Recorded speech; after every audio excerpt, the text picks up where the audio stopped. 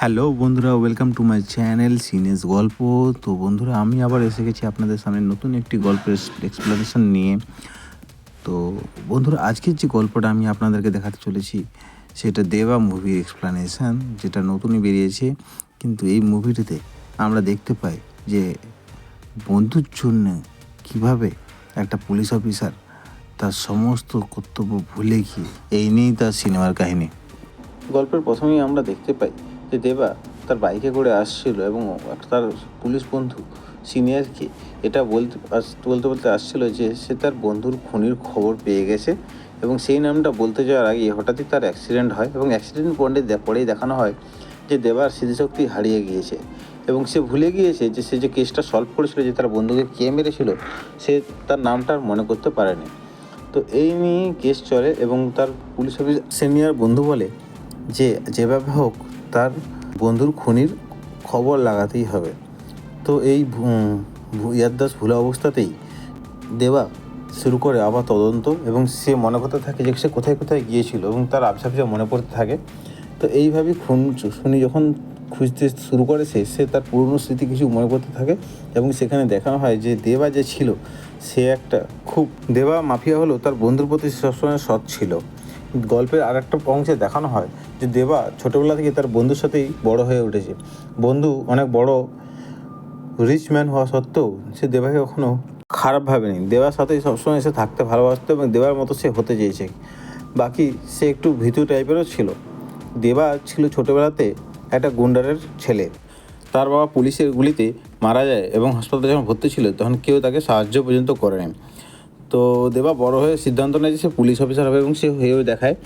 তো এরপর থেকেই আমাদের দেখানো হয় প্লটে যে যখনই দেবা কোথাও কোনো রেড মারতে যেত, তার আগেই গুন্ডারা খবর জন্য পেয়ে যেত এবং তারা পালিয়ে যেত। তো একটা সিনে এরকম দেখানো হয় যে দেবা যখন রেড মারতে যাচ্ছে 20 জন পুলিশের সাথে, তখন সেখানে একটা কারখানাতে যে বড় গুন্ডাটা আছে ধরতে যাওয়ার আগে সে সেখান থেকে চলে যায়, কিন্তু যাওয়ার আগে সে সেখানে একটা বোম ব্লাস্ট করে, যার ফলে সেখানে 15টা পুলিশ মারা যায় এবং যেখানের মধ্যে যে নায়িকা হিরোইন ছিল তারও বাবা আহত হয়। তো এরপর থেকে দেবা খুব ফার্স্টেড হয়ে যায় এবং সেই গুন্ডাটিকে খুঁজতে শুরু করে। তো একদিন দেবা ওই আতঙ্কবাদীর খবরটা পায় এবং সে তার বন্ধু দুজন মিলে ওই আতঙ্কবাদীকে মারতে সেই জায়গাতে পৌঁছে যায় এবং মারামারির ভিড়েতে দেখতে পায় যে আতঙ্কবাদীটা দেবার বন্ধুর উপরে বন্দুক তাক করে রেখেছে, এবং দেবা আর কিছু ভেবে নেয়, হঠাৎ ওই আতঙ্কবাদীর মাথায় গিয়ে গুলি করে এবং সেই এনকাউন্টারের শ্রেয়টা সে নিজে না নিয়ে তার বন্ধুকে দেয় এবং সে তার বাপের কাছে যাতে মাথা উঁচু করে বাঁচতে পারে। এরপরে সেই সময় আসে যখনই তার বন্ধুটাকে আতঙ্কবাদীকে মারার জন্য গৌরব সম্মানিত করা হয়, এবং সেই সময় হঠাৎ করে স্নাইপার শটে তার বন্ধুকে গুলি করে মেরে দেয় আতঙ্কবাদী। আর সেই আতঙ্কবাদীকে একমাত্র দেবাই দেখতে পায় যে গুলি মেরে পালাচ্ছে, আর কেউ দেখতে পায় না। তো যাই হোক, এখানে দেখানো বন্ধুর খুনিকে খুঁজে পাচ্ছে না। তো এই সময় ফ্রাস্ট্রেট হয়ে লাস্টে একটা সময় দেখা যায় যে সে তার বন্ধুর খুনিকে পেয়েছে, কিন্তু এমন সময় তার স্মৃতিশক্তি চলে যায়। তো আমরা ব্যাক টু নতুন কাহিনীতে আবার চলে আসি, যেখানে স্মৃতিশক্তি হারিয়ে গেছে দেবার। তো দেবা চেষ্টা করছে স্মৃতিশক্তি ফিরে আনার, তো কোনোভাবে আসছে না।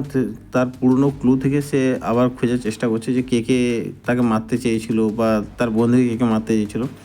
এরকমভাবে খুঁজতে খুঁজতে সে জানতে পারে হঠাৎ করে যে সেই আতঙ্কবাদীকে যে দেবা নিজে মেরেছিল এবং শ্রেয়টা তার বন্ধুকে দিয়েছিল, অ্যাকচুয়ালি আর কিছুই নয়, সে আতঙ্কবাদীর সাথে দেবা নিজেই মিলেছিল। এবং সেই সবসময় টিপ দিয়ে দিত যে এই জায়গাতে পুলিশ রেড করতে চলেছে, ওই জায়গাতে পুলিশ রেড করতে চলেছে, এবং সবসময় আতঙ্কবাদীরা সেখান থেকে পালিয়ে যেত। তো এই খবরটি তার বন্ধু জানতে পেরে যায় এবং সেখানেই তাকে প্রশ্ন করে দেবাকে যে কেন তুমি আতঙ্কবাদীকে সবসময় আগে থেকে খবরগুলো দিয়ে দিচ্ছ এবং তার ফলে আমাদের পুলিশ কর্মীরা মারা যাচ্ছে। তো দেবা এখানে বলে যে সে একটা আতঙ্কবাদীর ছেলে ছোটোবেলা, এবং তার বাবাকে পুলিশের হাতে গুলি খেয়ে মরতে দেখেছে এবং সে তখন খুব কষ্টে ছিল, এবং এই আতঙ্কবাদী ছোটোবেলায় তাকে মানুষ করেছে, পয়সা দিয়ে হেল্প করেছে। তো তাই জন্য সে তাকে সবসময় সাহায্য করতো এবং সে সবার কাছে ঘুষ নিয়ে বেড়াতো। এটা বলার পরেই তার বন্ধু তাকে বলে যে তুমি পুলিশের কাছে স্যারেন্ডার করো, নাহলে সে পুলিশকে সব কিছু জানিয়ে দেবে। কিন্তু দেবা এটা কখনোই করতে রাজি ছিল না। তাই জন্য যখন দেবা নিজেই তার বন্ধুকে গুলি করে স্নাইপারের সাহায্যে, যেটা কিনা ছিল রিমোট কন্ট্রোলওয়ালা, এবং সেখানেই তার বন্ধু মারা যায়। কিন্তু দেবার এতে কোনো আফসোস হয়নি, কিন্তু দেবা তখনই আফসোস প্রকাশ করে যখন তার বন্ধুর গার্লফ্রেন্ড তাকে একটি ভিডিও দেখায়, যে ভিডিওতে দেখায় যে তার বন্ধু বরং তাকে সবার সামনে সম্মানিত করতে চেয়েছিল যে তার প্রাণ বাঁচিয়েছিল, আর এবং এই যে সম্মানটা তার বন্ধুর প্রাপ্য না, এটা দেবারই প্রাপ্য। এই কথাটা জানতে পারার পরে দেবা খুব মনে মনে আফসোস প্রকাশ করে এবং নিজেকে পুলিশের হাতে ধরিয়ে দিতে চেয়েছিল। এটাই ছিল ফার্স্ট সিন যেখানে দেবা সবার সামনে নিজেকে আইনের হাতে তুলে দিতে চেয়েছিল। এমন সময় তার অ্যাক্সিডেন্ট হয়েছিল। এরপর যখন যে স্মৃতিশক্তি হারানো দেবা যখন এই ব্যাপারটা পুরো বুঝতে পারে, তখন সে পুলিশকে সব কিছু ঘটনা খুলে বলে এবং নিজেকে আইনের হাতে তুলে দেয়। তো গল্পের এখানেই সমাপ্ত হয়।